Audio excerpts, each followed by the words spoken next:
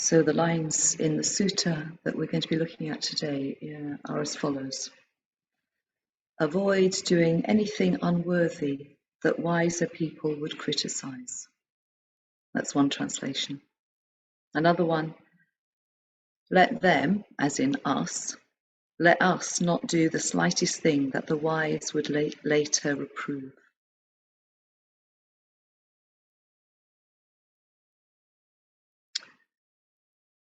So it's asking us to be receptive to those people that we think of as wiser than us, more experienced in the spiritual life than us. And taking that into account when we actually look at our own actions, our own speech, or our own thoughts. This whole area of how do we know that our actions are helpful to our spiritual lives is a very interesting question. And what can we use as a measure? What do we use as a measure? What do we use as a reference point? In the teaching of the 7-point mind training, you get a verse or a slogan that talks about the two witnesses. The two witnesses. So an inner witness and an external witness. So the inner witness is our own intuitive faith in ourself, and the outer witness is our own intuitive faith in our friends and in our teachers.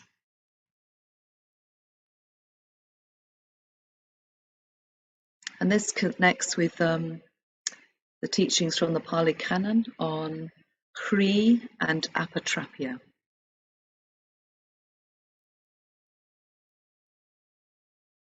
Inner witness.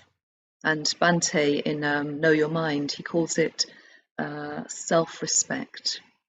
So when we really allow our self-respect to guide our thoughts, our speech, and our actions. And apatrapya is respect for the wise, or respect for wise opinion, which is quite a nice way of putting it. And that's when we let ourselves be guided by somebody else's intuition and our faith in them as having our best interests at heart.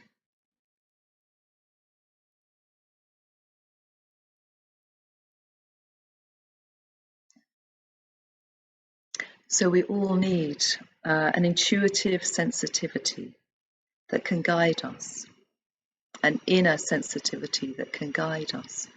And that is what our individuality is going to be based on. But there are dangers to that. We have preferences. We know what we want, and we're trying to fit the spiritual life into our preferences. And we also have rationalizations. You know, we can tell ourselves that this is for the benefit of my spiritual life, when really it's just simply what we want to do.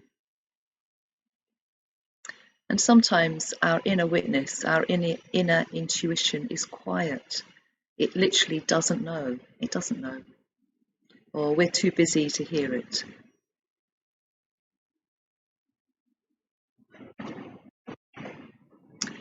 And then there's the outer witness, our friends, or opinion of the wise.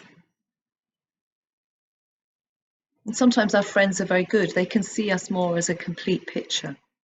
They see us more in a generalized way, which is quite different from our actual experience of ourselves. And again, it's the same dangers with other people. Those other people might have preferences in terms of what they think is best for us.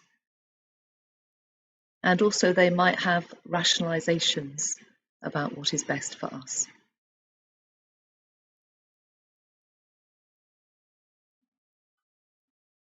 So this whole area is a growth point for all of us. It's a growth point for those of us that are receptive, and it's a growth point for the wise. They're also having to be receptive to sometimes themselves not giving maybe good advice or being too invested in the advice that they're giving. But whatever balance we have to achieve, we need both. We need both the inner and the outer. So how do you know what is wise? This could be a question that you take to your group. How do you know what is wise? Whether it's an internal thought or an external input.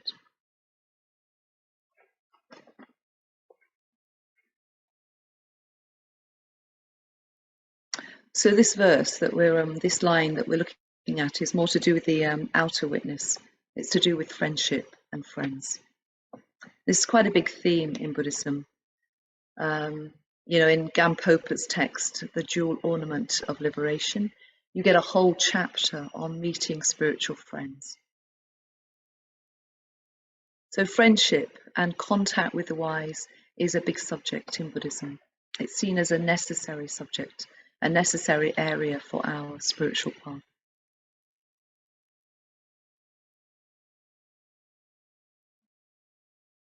So this is another question for us.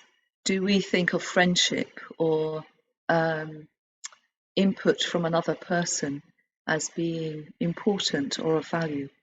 Or is it even something that we seek in our lives?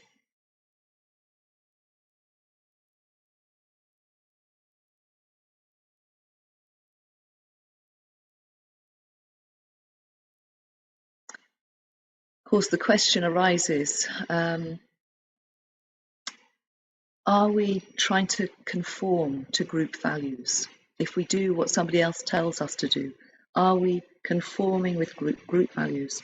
Or are we genuinely responding to some good advice?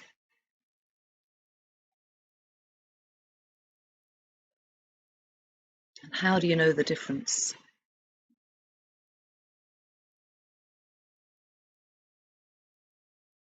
And it's important not only for the individual, but for the whole community, for us to know the difference.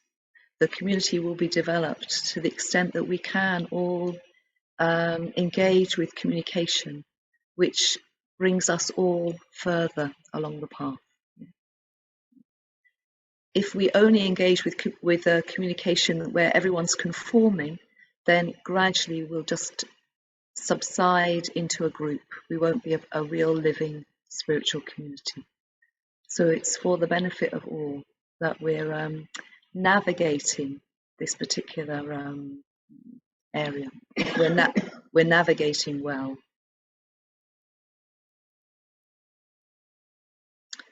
So the wise, seeking wise opinion, you're seeking advice or input from those whom we know to have our best interests at heart, who want the best for us.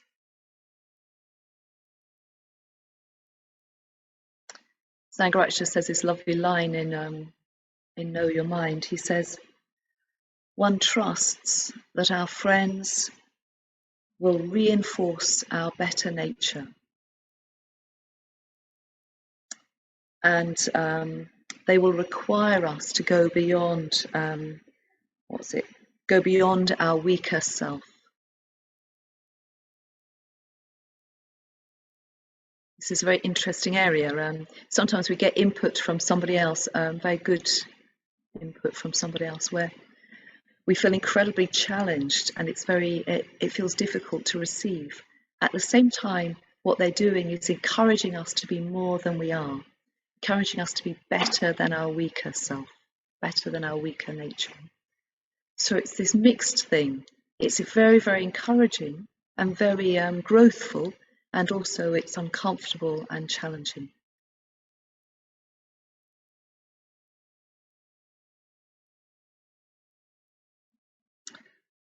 So we get to know who these people are in our lives through experience. Maybe we have a provisional trust. We just try them out for a while, and then we realize they can be trusted. I can see a few people nodding. Or maybe we see that other people that we trust also trust these other people, and that gives us some indication. But it takes time. It takes time to have. You need to have a personal relationship with people, and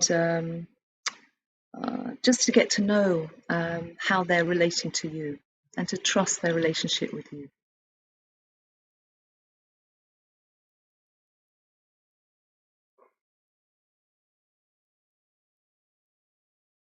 I mean, interesting enough, all of that could be probably be the same as the inner witness, the inner reference point as well. But anyway, I won't go into that. And often a natural sort of skepticism or mistrust of the wise or our teachers just is in us. You know, it comes up as a reactivity. And Bante says, if we're going to be skeptical about who appear to be the wise, we also have to be skeptical about our own objectivity. So if you're going to use a more kind of critical aspect of your mind, then use it in both directions.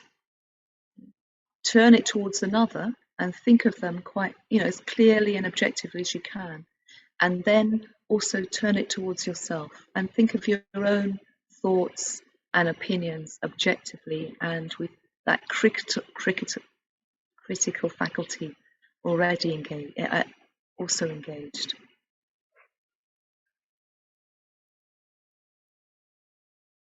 We do need to know ourselves in this area. Are we someone that is always unreceptive to any input from anyone? Or are we too receptive to absolutely everything and not listening to our own inner voice?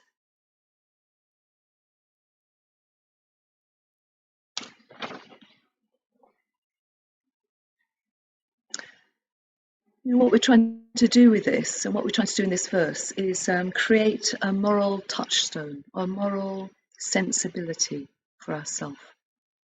Something that's going to guide us from an ethical point of view, from a spiritual point of view.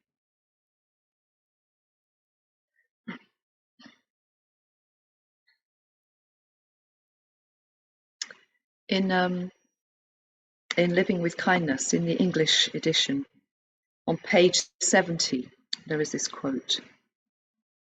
In the spiritual community, the rigid application of rules is replaced by something more subtle, replaced by a living network of friendship and communication, centered on the highest shared ideals.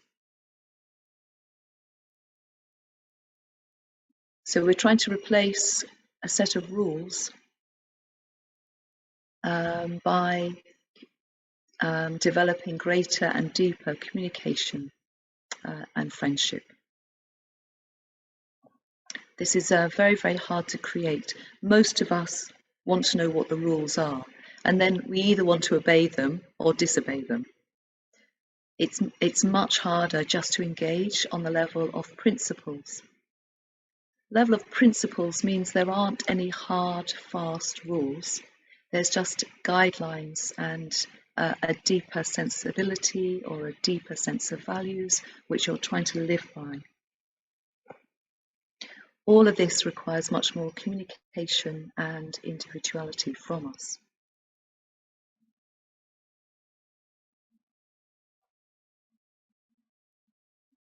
When I was thinking about this talk, I was remembering when I was at art school in London, I went to one of those museums in London that has the dinosaurs, has all the big dinosaurs and skeletons of dinosaurs. And next to the big skeleton, a really massive skeleton of a dinosaur, there was a small model, about 2 feet long, of what the dinosaur might have looked like with its skin on, as a living being. And that museum was full of children, of course, because children love dinosaurs. They can say Tyrannosaurus Rex before they can say the name of their auntie, You know, I mean, they really love dinosaurs. And this little child was with their parents, their mother, and they saw this little model of a dinosaur, and they said, "Baby, baby dinosaur." And the mother said, "Yes, that's right." And then they moved on. But of course, it wasn't a baby dinosaur, it was a model.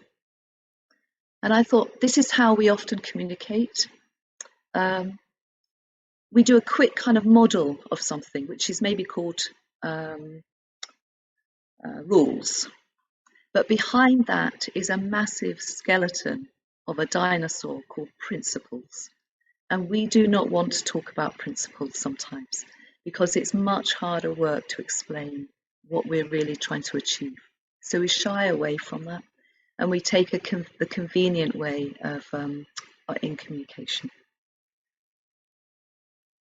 But all of that erodes the integrity of the network of friendship and communication that we're trying to create between us. So another question for yourself.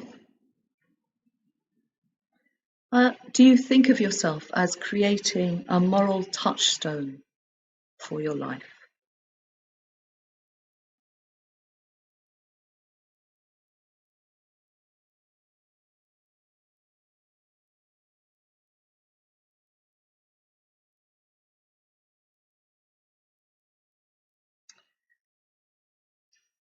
Sometimes we have thoughts and feelings, and sometimes we say things, and sometimes we act in ways which afterwards we feel very ashamed of.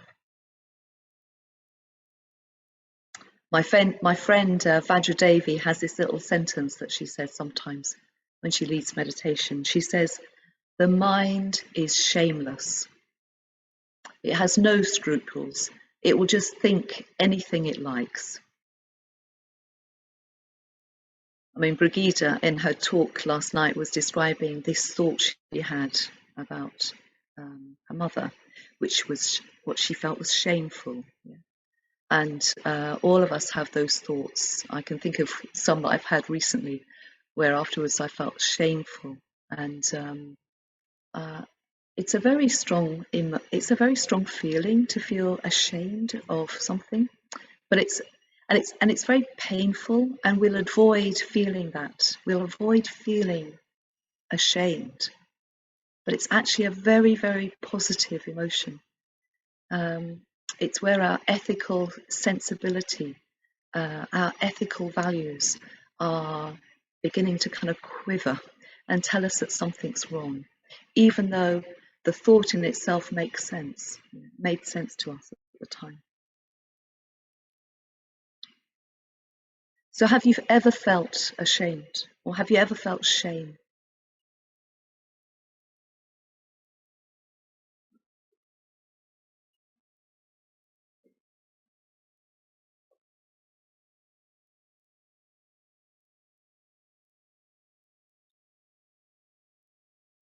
So whatever we do must be our own clear choice, and we have to take full responsibility for that.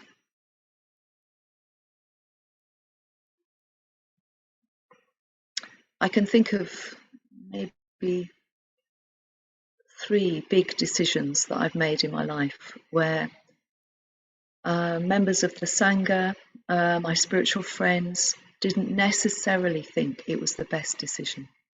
And I've just had to do it anyway and live with the consequences.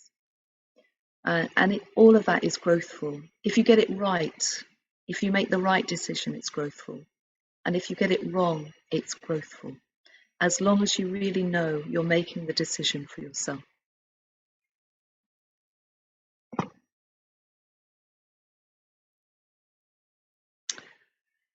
In terms of the group, or in terms of the community, or a group of people, a group will demand that you conform to the standards and norms of the group. But a spiritual community, or members of a spiritual community, will give you direction.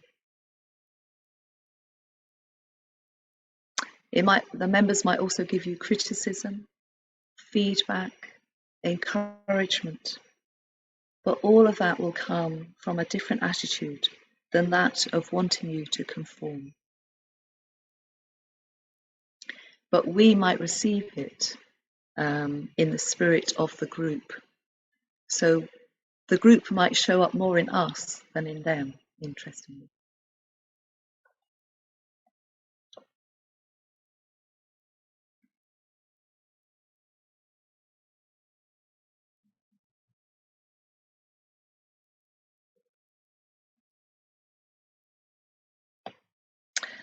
So just a few more questions.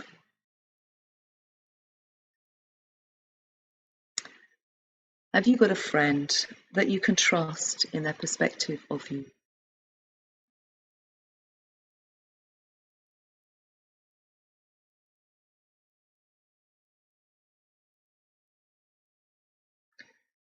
And how has that trust been developed?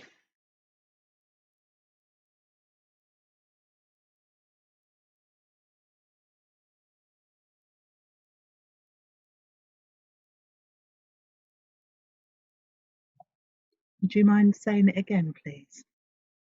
Thank you. Have you got a friend that you can trust in their perspective of you?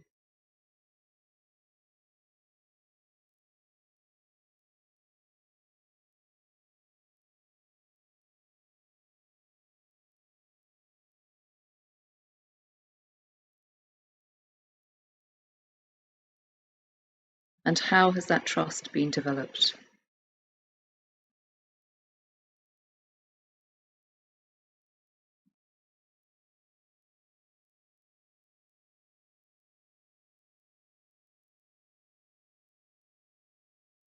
Another question. Do you listen more to the inner witness or the outer witness?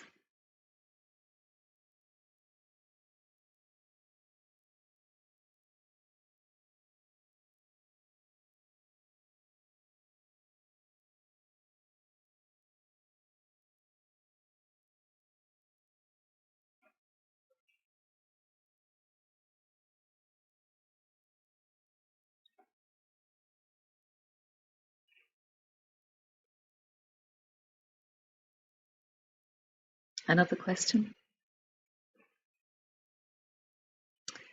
Do you seek input in your spiritual life?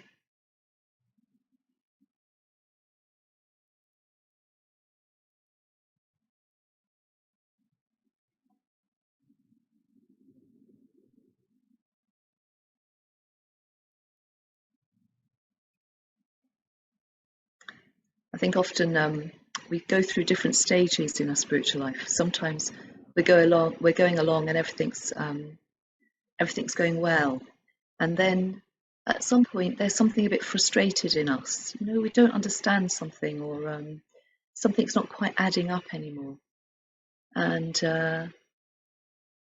it's difficult to realize this. But often in that moment, we need more input.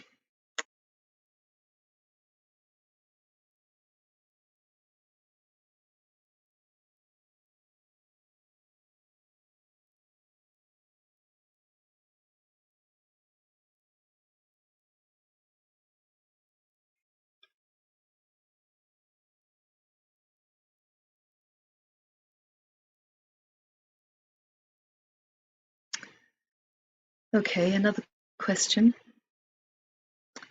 How does a lack of receptivity show up in you?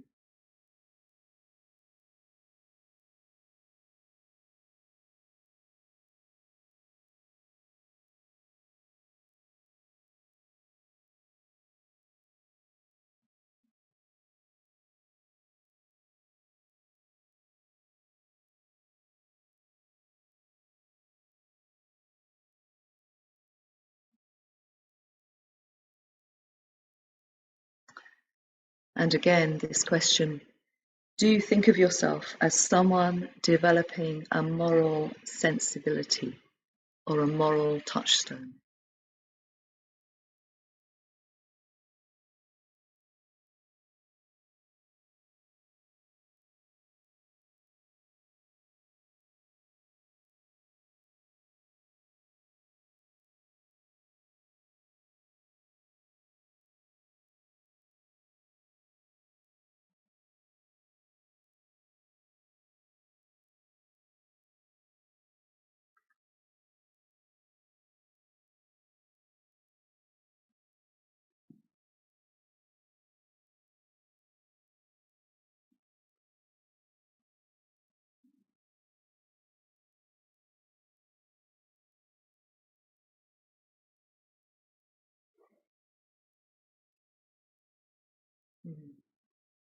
Okay, so we'll leave it there, and we'll get you all into groups, and then you can have a 15-minute break before you rejoin your group. Okay, see you all later. Thank you.